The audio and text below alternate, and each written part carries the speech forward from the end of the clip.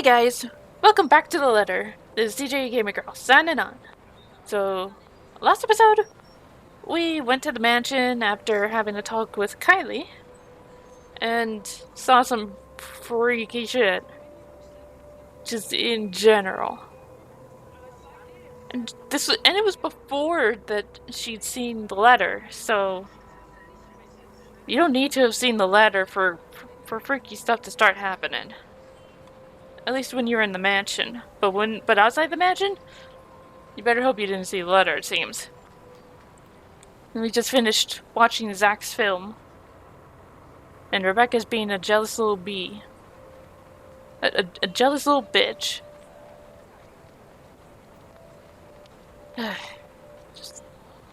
Dusk has already given way tonight when we leave the film fest. Unfortunately, it does nothing to improve my mood like I'm hoping.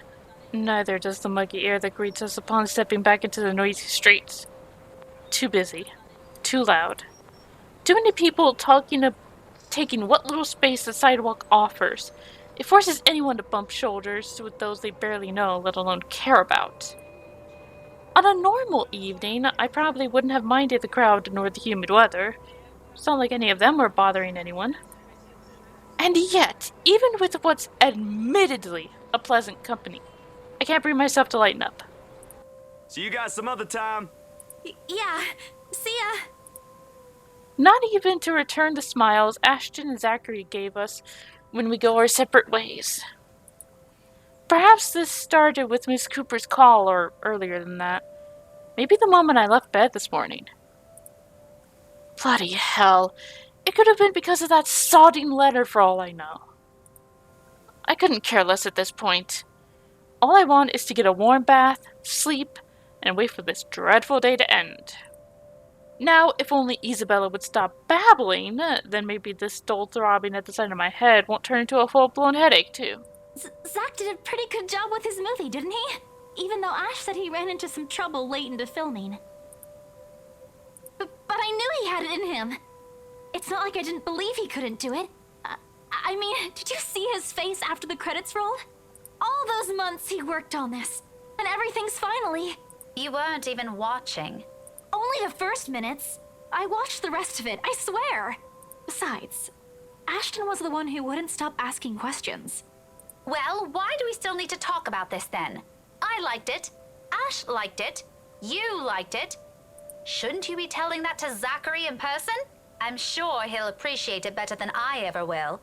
I know that, but maybe there's something you want to say? Zach had you check the scripts before he went through everything, didn't he? You also worked on it, even if it was only for a short time. So, maybe you want to... I don't bother waiting for the rest. The moment I spot my car, I immediately make a quick beeline for it.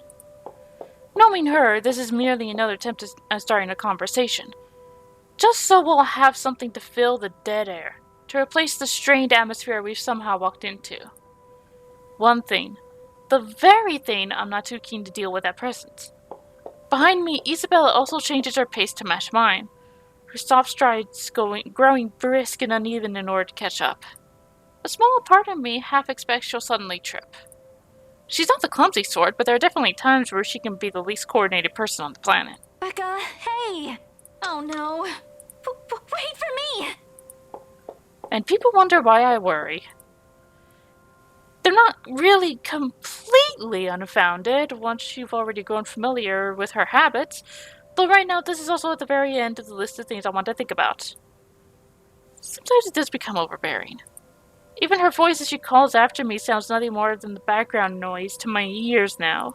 Rebecca, slow down, will you? Your car's not going to leave without us. The sooner we get on the road, the earlier we can get home. It's Friday, in case you didn't notice. I know what day it is, but the traffic's not going to magically disappear, even if we go there right now.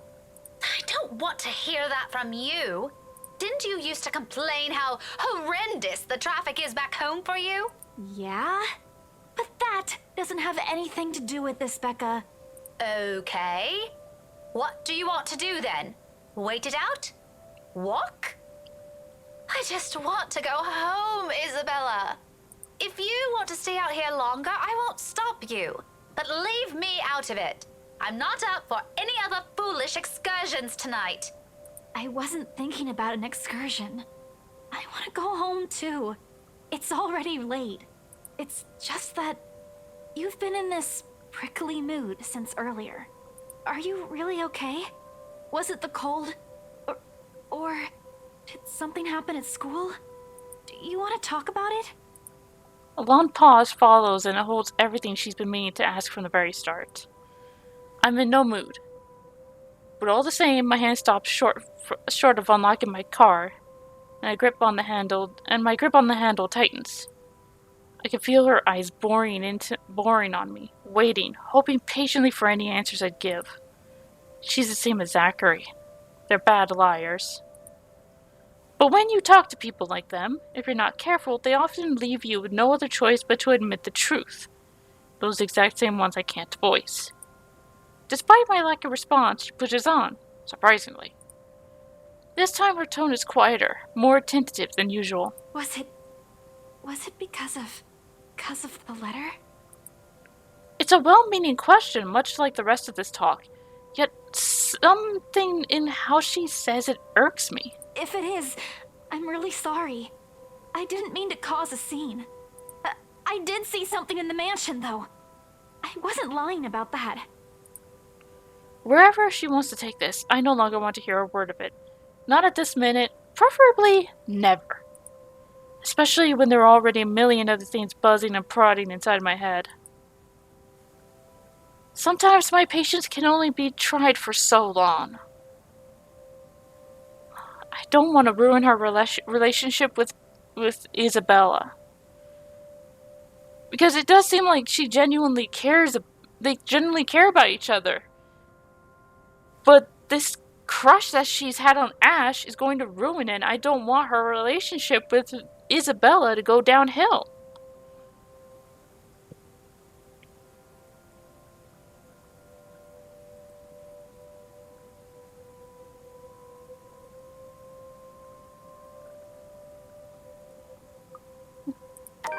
And during the open house, even if there were a lot of people around, there were weird things happening.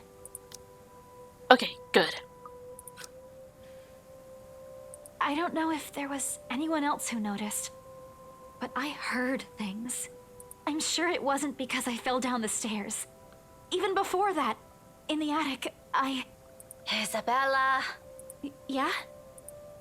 Pause, though I don't let it last. Only to give myself a small window to breathe before I lay down the words between us with as much restraint my patience allows, which is not much after everything.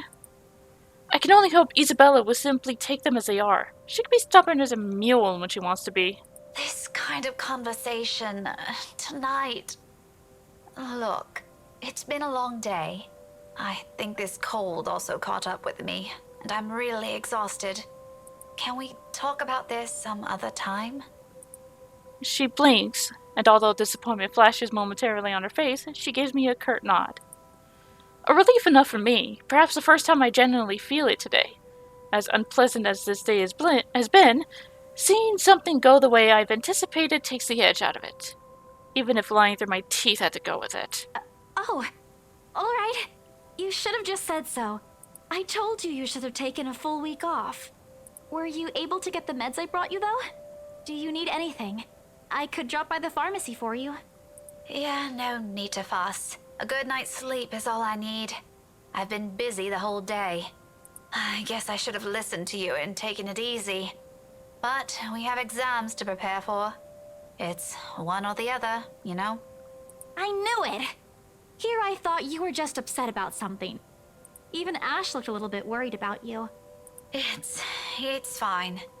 Let's just head home, okay? I'll make it up to you next time. Call me out to lunch or wherever. Just... not right now. Okay, but should you be driving? If you want, I can call a taxi for us. You'll hate paying the extra fees, but you'll be able to get some rest on the way home. No, don't call a cab. I can manage driving at least. Just get in the car so we can be on our way. I'm already opening the door and climbing into the seat before she can protest. Left with no other choice, she follows inside shortly, albeit with a bit of reluctance. The guilt from this will eat at me later, but for now, these little falsehoods are mine to bear and hide under. For now, this is the better choice. Better than pretending she doesn't exist or giving her vague answers. Certainly better than harsh words and outright lashing out at her. I can find a little comfort in that. Thankfully, if there's anything left to be spoken between us after, we won't have to discuss it on the way home. Or rather, we can't. Because no sooner than we hit the road, Isabella dozes off. Despite my foul mood, I still end up suppressing a laughter once the first sounds of her breathing fills the car. Mama? Not your mom, Isabella. Slow and steady, the quiet rhythm so completely unlike her. So far removed from every impression anyone has of her. A few faint whimpers will occasionally come from her, but otherwise it's just us. This silence, and it's so utterly unexpected. Still a welcome break, of course. Peace and quiet is one thing you'll rarely get with her around. Yet, it's nowhere near comforting. It merely lends the air this strange clarity. Every little sound, every single movement more palpable. And with it comes the unease.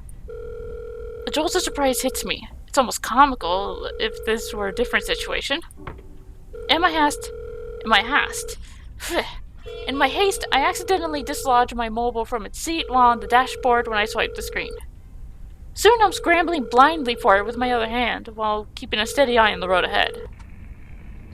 A voice crackles from the loudspeakers before I can put it back. Although muffled heavily by the surface, I recognize the person on the other line from her chipper tone alone. Hello? Miss Cooper? Oh, you're still awake. Evening. I hope I didn't disturb you or anything. I know it's a bit late. Sorry about that. I just want to check on you and Isabella. That girl's still not answering her mobile. Were you able to meet up with her? Yes. She's with me. We're on our way home. Hello? What was that again? I can't hear you properly. Sorry. Let me just fix this dumb phone. My hand stops dead for a moment. I spare the device a brief glance, waiting. Seconds pass. Nothing happens, though. Frankly, I'm not sure what I'm expecting, but the lines of my mouth forms into a frown regardless. Miss Cooper? Yes, still here. Did you say something? Just that I didn't get the last part. What were you saying again? No, I thought you... Never mind. Must be the signal acting up. Come again? What? Is everything all right over there? Certainly. Is something wrong? What wouldn't? Okay, you seem to be busy. If this is a good time, I can just call you back some, other...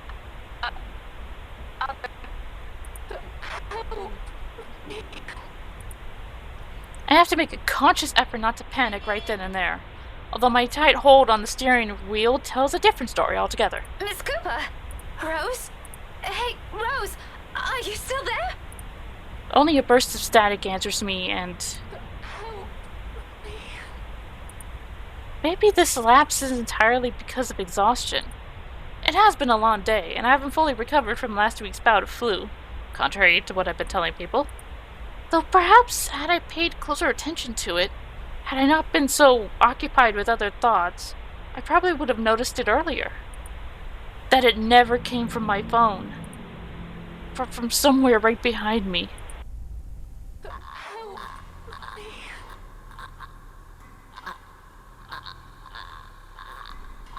Oh, that is not a good sight.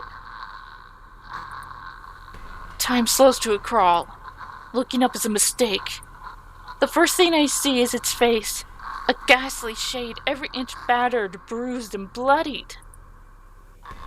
Even in the darkness, and the world passing by in a blur of lights outside, I can still make out her wounds.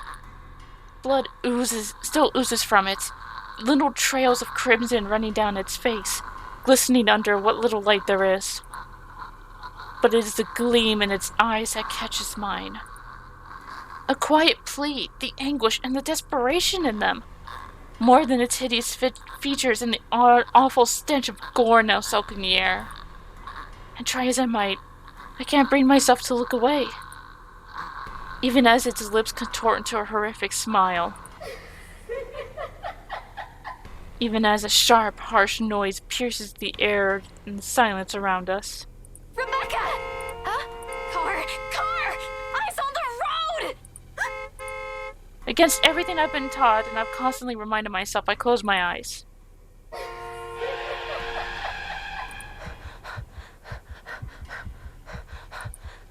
It's a brief moment. A short, vivid second of muscle memory and instinct completely taking over. And if I didn't allow it, if my hands didn't move, or my feet didn't hit the brakes in that exact second, I might have... Isabella and I might have... No. I shake the notion away before I lose myself in it.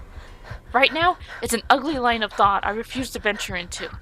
Not when breathing is a struggle and every ounce of strength has been totally drained from my body. Most definitely not while Isabella's panicked voice beside me still rings in my ears. We're alive. We're safe. That's all that matters. But it is not her face I look for when I finally open my eyes. All gone. I expected stains. Little telling marks and creases on the covers that show me where she sat not a second ago. But whatever it is, it left not a single trace. And though courage is a hard thing to gather at this point, I take what little of it remains in me and turn towards the back seat. Even then, there's none.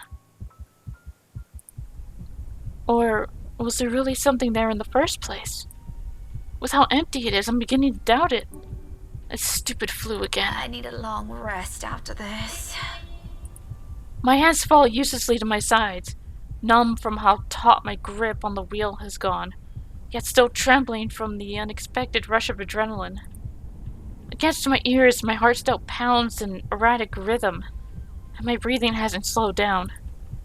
But the world has already righted itself without waiting for me, and little by little, second after second, as I sit here motionless, color begins to seep back around me. Along with it are the sounds and a voice, no longer the indistinct ringing it was earlier. Rebecca? Becca, are you okay? Answer me, will you? You're scaring me. You know what? I think we should just call a taxi since... Can you keep it down? Strained, harsh, and completely unintentional. But with the heat prickling at the back of my eyes and the mild throbbing at my temple, I could honestly do with a little silence for now. Keep it down? We almost crashed, Becca. I know what happened. It was a lapse. I'm sorry. A lapse? You call that a lapse? Becca, I really don't want to end up a mangled mess on the side of the road, or a mangled mess anywhere. All I'm asking, if the time ever comes, which I hope isn't right now, is a peaceful death. Give that one to me at least. Not that I'm asking for it, but please. Isabella. Belle, you're overreacting. If you're so worried, why don't you drive? Don't have a license. I keep telling you to get one, didn't I? For the past 5 years. Do you see why now? I wasn't really expecting to stay here this long.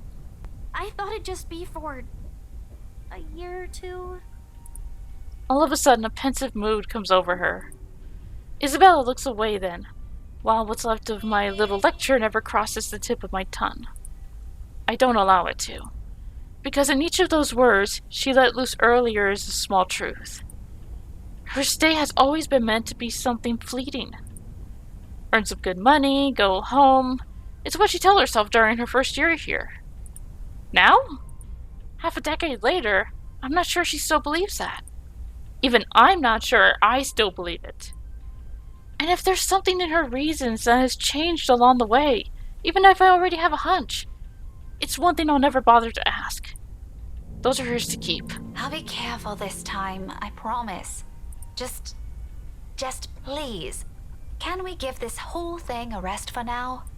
She nods, and that's the end of it. We spend the rest of the trip back to Salemwell in silence. All thoughts of an overactive imagination playing tricks on a flu-addled mind and of smiles never meant for my eyes, abandoned, if only for a brief moment. October 25th. Tuesday. It begins incorrectly enough. Tuesday morning arrives like any other day before it, bright and clear. Even though it comes with an extra helping of the usual October weather, I appreciate being able to catch a glimpse of the clear skies lately. After going through a bout of sickness last week, it does something to lift the mood of what would otherwise be a dreary morning. And despite being mostly a creature of habit, I wind up waking earlier than usual because of it. Still no earlier than Isabella, it appears. I've assumed she'll take a day or two off because of what happened to Miss Cooper, but that doesn't seem to be the case. The sound on the morning news drifts from her unit when I walk past on my way to my mailbox. Chances are around this hour she's already dressed and ready to go, probably just waiting for the next bus to arrive. I've tried following her example before, but I don't think I'll be repeating that. Really? How can anyone be up before the sun is up? It's a habit she got from home, she said, instilled in her by the kind of life she grew up in. Like clockwork, it's always 4 a.m., either to help with chores or prepare her little siblings for school. Surprised me for the first time. She just didn't look like someone who could. In the end, I've simply passed it off as one of the many things anyone will have to get used to around her. Not that I'll ever fully understand. And I'm my parents' only child. We aren't well off, but so far I've lived a relatively easy life. I didn't have to think about bills or food for the next day or paying for any siblings' tuition on top of my own, or supporting a sick father's medication. All I have to worry about were my grades, if it gained Mom and Dad's approval, or what we'd be having for dinner. When put next to hers, they all pale in comparison. They look less like problems and more like petty issues this way. Petty issues? But as unimportant as it all sounds, sometimes its ugly head rears at the most inappropriate moments. And sometimes they come through your mailbox in the form of a fancy-looking letter, pretty ribbons and all. Whoever sent this has spent silly money on the envelope alone. Verging on ridiculous, really. I can already imagine Isabella wrinkling her nose once she sees us. Then she'll complain about unnecessary expenses and rich people problems. I'm almost afraid to touch it myself. As if simply brushing a hand against its crisp surface will be enough to put a crease on it, and it will be a terrible slight to the sender. But as extravagant as I find this, really isn't the first time I've received one. Most of the time it's not even for me, so who am I to complain? Either way, no look of surprise crosses my face once I flip the envelope over to see my parents' name written in a neat script. Nothing new, then.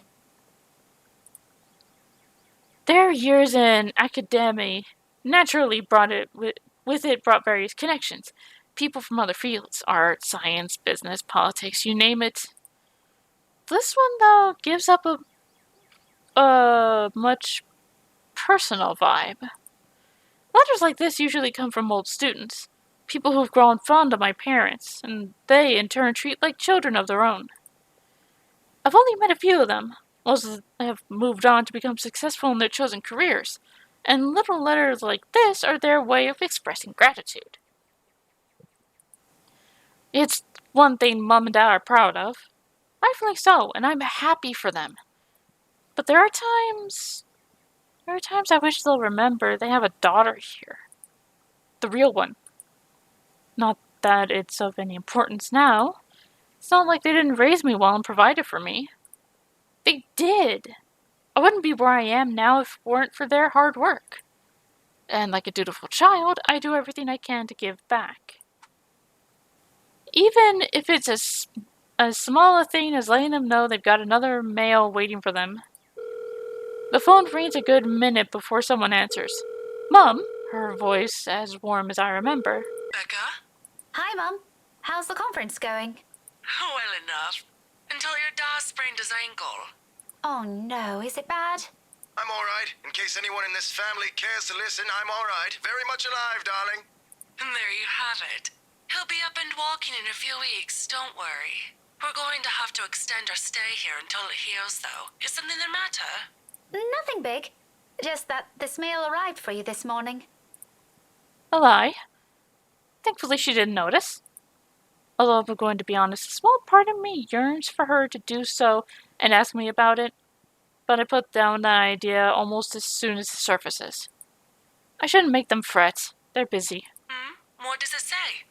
Raise your glasses, give cheers to the good times, blah blah. Becca manners. That isn't how I taught you to read. Sorry. You are cordially... it's an invitation, Mum, for a housewarming party. From, Hannah? The name rings a bell, though at the moment I can't recall when or where I've heard it recently. Must be nothing too important if I didn't bother committing it to memory. There are a lot of Hanas in the world, so who knows? Hannah. She also wrote you a note, Mum. It says you used to be her private tutor at the Evans mansion, and that she misses you and would love to see you two again. It makes my heart clench. To read another openly say those words to them, the same ones I want to tell them. I want to see you too. It's been years since we've been together as family, and if there's one thing that hasn't changed from childhood, is that Mom and Dad are still busy with their respective careers. Out of the country, away on some meeting or symposium, sometimes for months on end. It only grew more frequent with the years until I'm old enough to live on my own. I'd like to think that's how I've become independent at such an early age. They've always praised me for that. At times, I wish they didn't. Evans? Oh, I remember now. Honey, it's Hannah. Hannah Evans. Remember? Bright girl, 2 years older than Becca? Didn't she get married a few years ago? 7 now, I think. But, they grow up so fast, these kids. Yeah, she invited us to that too. Fonte de Medici. But we missed that one because you had to present your paper in Singapore. We did send her a note after. Still a shame we couldn't attend, though. What is it about this time? She sent another invite for a housewarming party. Becca, when is it? This Friday, Mum. Oh, that's too bad. We'd love to be there, but Da's not in a condition to go walking around. I guess we'd have to decline again. I really miss that girl. I could go in your place. I let it slip without thinking. Personally, I've never been fond of gatherings, regardless of how simple people make it seem. But if there's one thing I hate hearing, that disappointed note in Mom's voice always rings first. Whether it's directed at me or some other thing, doesn't matter. Are you sure? Don't you have work this Friday? The event will be in the evening, Mum. It shouldn't take anything away from my schedule. It's all right. The invite's for 2 people. I can bring someone with me so things don't get boring. I see. Maybe you can also invite Ashton? Mum, that's a sure no from him. He hates attending parties. But I'll see what I can do. If not, I can always bring Isabella with me. You know her. She won't say no if there's food involved. Okay, if it's not going to be a big problem for you, I don't see why not. We owe you this one, darling. No problem, Mum. I'll even say hi to Hannah for you. Please do. And let her know we'd love to see her once we're back in the city. Leave her a number or something. I will. But you know, the two of you would have become really good friends. Don't you remember? You met with her once. If my memory serves me right, you were 12 then? This, too, I can't recall. It's probably one of those meetings where we only talked a bit before going our ways. If she did leave an impression, I'm pretty sure I would have written about it somewhere, or at least recognized her name. As it is, the only few people I remember clearly from that time in my life is Ashton and Mandy, to some extent. Mom must have sensed my confusion because she laughs. Don't push yourself too hard, darling. Really? It felt like having two daughters back then. Sometimes I wish they didn't send her away to boarding school. But, well, you know how often that goes with them. Still, try talking to her while you're there. Oh, we'll see. I'll let you know what happens after. I'm looking forward to it, darling. Take care of yourself. Will do. You too, Mom. Bye. Tell Dar to be careful next time. She chuckles then. A hearty one, tender and light on my ears. She may be a stern teacher, but this is the part of her I love the most. The sound of it still echoes even as our call comes to an abrupt end, bringing with it a memory from so many years ago, when life and responsibilities that accompany adulthood are things far from our minds. If given a chance, I'd love to go back to those. I don't dwell on it, though, shaking it all away as soon as the memory forms a clear picture in my head. I've always wondered how Isabella can easily pretend everything's normal over a phone call, then bounce back to her usual self immediately after. I've seen her do it plenty of times. For me, it just drains whatever energy I have. And with a whole day of teaching still ahead of me, I can't afford to look exhausted in front of my students. Even for a wee bit, it's never a good example to set. So, with another sigh, I have put everything at the back of my mind and tread back to my room. The rest of my day awaits.